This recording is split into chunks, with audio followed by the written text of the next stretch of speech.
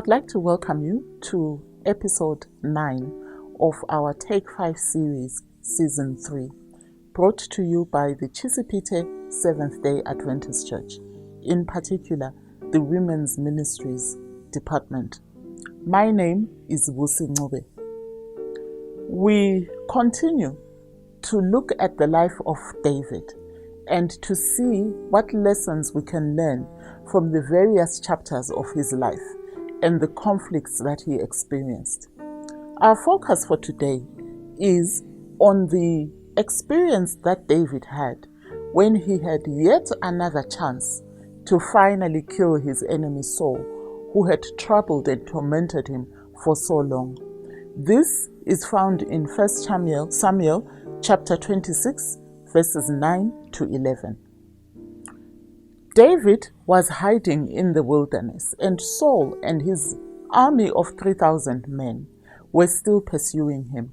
And this takes place in the wilderness of Ziph. Saul and his men were resting, sleeping in a camp, and David got wind of where they were. And he decides to be very mischievous, and he takes one of his trusted aides, and they go to the camp where Saul is and where he and his men are sleeping. And as they get there, indeed they find that Saul and his men are fast asleep.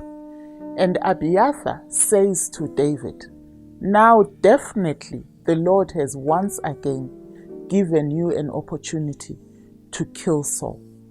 Let me do it for you. All it will take is just for me to thrust the spear once through him, and that will be the end of Saul."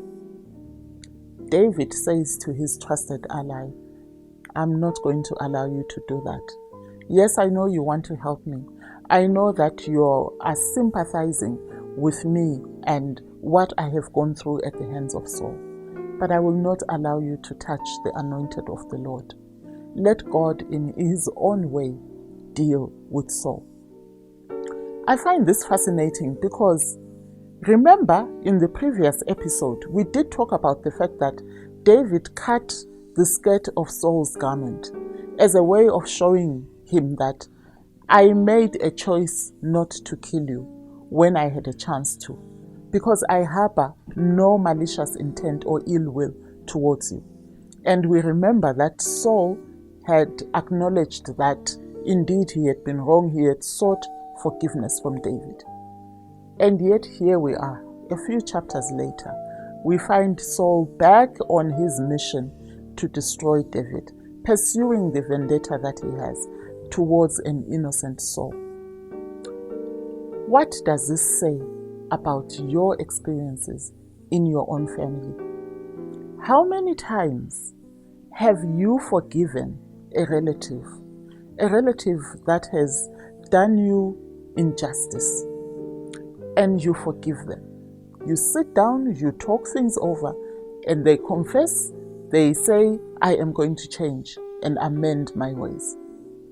And yet, a year goes by, 2 years goes by, and again, you find that they repeat the very same thing that they saw they would never do again towards you.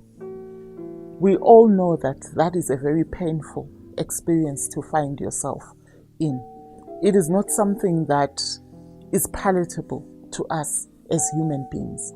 So what lessons does this experience that David had bring to us today?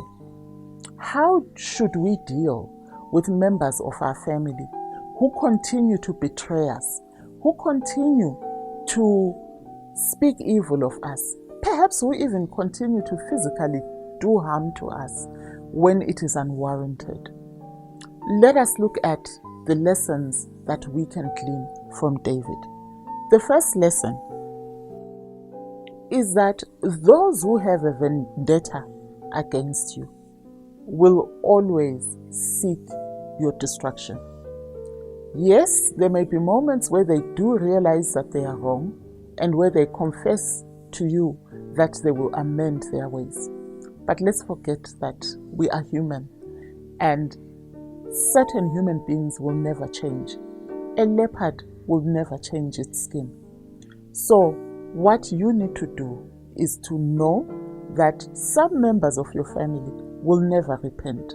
But be that as it may, choose to be like David and continue extending the shamrock, as the Irish say, towards that individual or towards those family members that continue to seek your hurt. Another lesson that I learned from this experience is that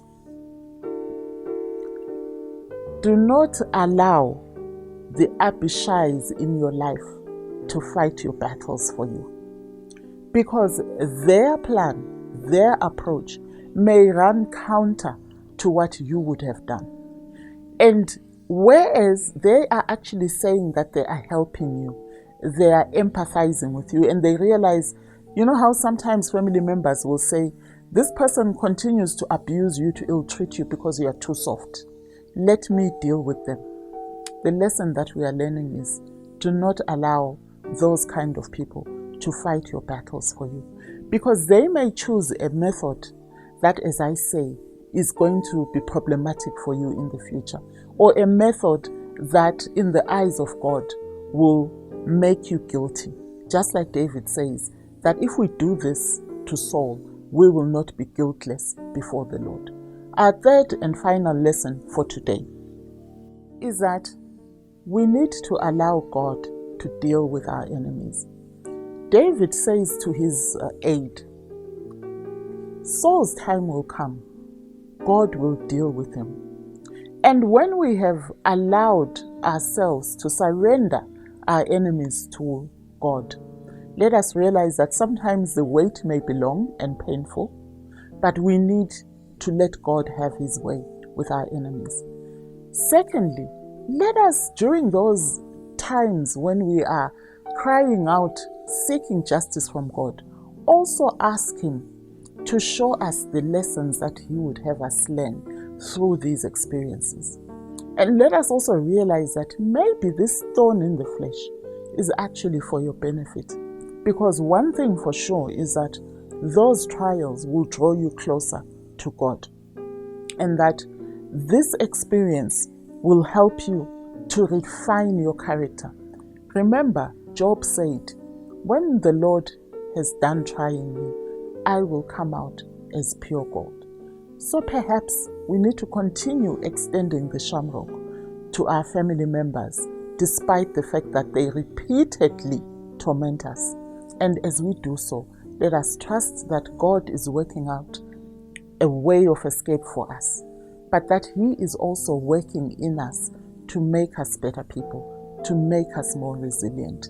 Take 5 is a show produced by the Chizipiti Church, a fountain of love, and is made possible by support from many partners. If you wish to follow more of our studies on these and many other subjects, please connect with us on the Chizipiti SDA Church on YouTube, Facebook, and Twitter. Like our platforms and share with us your comments. We also have our plug-in team ready to pray with you and encourage you through life's challenges. So please connect with us and would love to pray with you. We can't wait to hear from you. And remember, when life seems to drown you, just take a moment, take a break, and take 5 to reflect.